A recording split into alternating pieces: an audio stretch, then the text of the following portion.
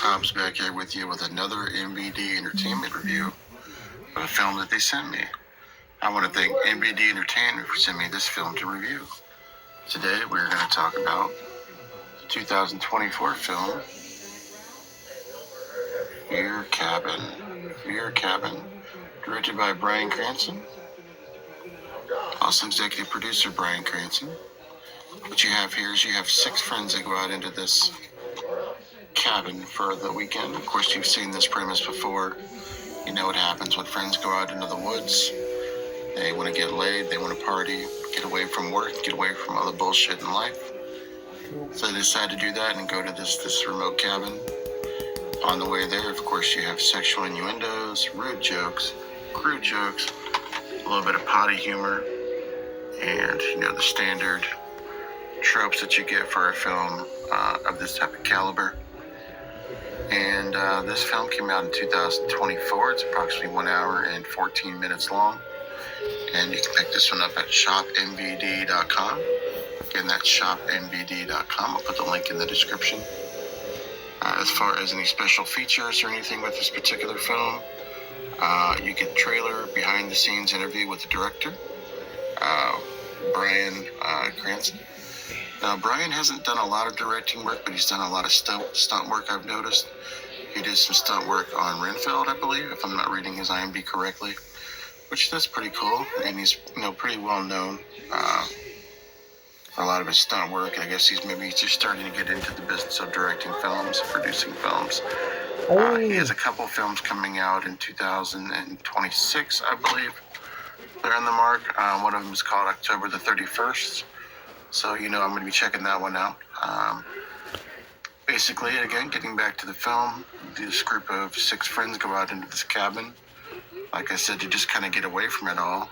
And they get to the cabin, and there's this gentleman there that's he's kind of like the landlord, or he owns the cabin. He's kind of like the gentleman that kind of greets you at the door when you get there. And he's kind of creepy. He's a little strange. And some of the friends from the cabin are kind of leery about him, like, who the hell is this guy? You know how it goes, that standard trope. And then the other friends say, hey, don't worry about this. Let's go ahead and party. Let's not worry about all the stuff and some of the history that this cabin has. So they decide to start partying, and what happens from there. People start to get horny, and things start to happen, and then people start to hear shit in the woods. People start to have dreams about specific occurrences from the past. And then I'm going to leave it at that because I don't want to spoil the film. But I will tell you that this one, by the way, some dope cover art here.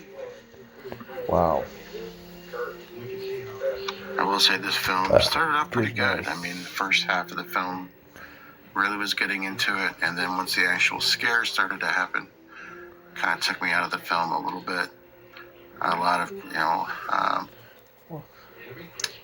like you can tell there were practical effects, but they just weren't, I don't know. They could have just been done a little better, if I'm being completely honest with you. Again, I'm not a director. I'm not going to say that I'm a director and I could do it any better, but I just felt like, I don't know, there could have been more to this film. I just wish they would have just went for it a little more, but it was okay. It was worth a watch for sure.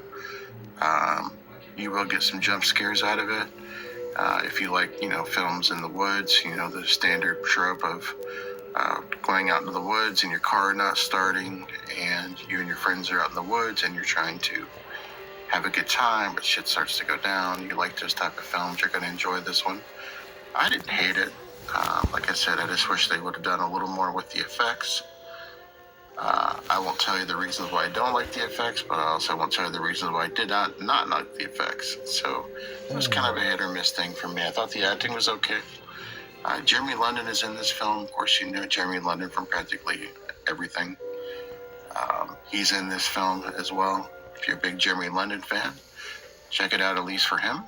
And give this one a go. It gets about a 3.3 on IMDb. I'm kind of in that same range with it. I'm going to give it about a C minus on the Boglin scale. Definitely worth a one-time watch for me. And kick back, have a beer, a brewski, and watch this film.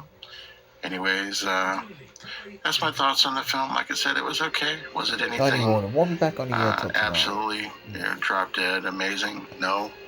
But again, it was a good start for the director in his career. I think this is a good movie to learn from and to kind of catapult your horror directing experience.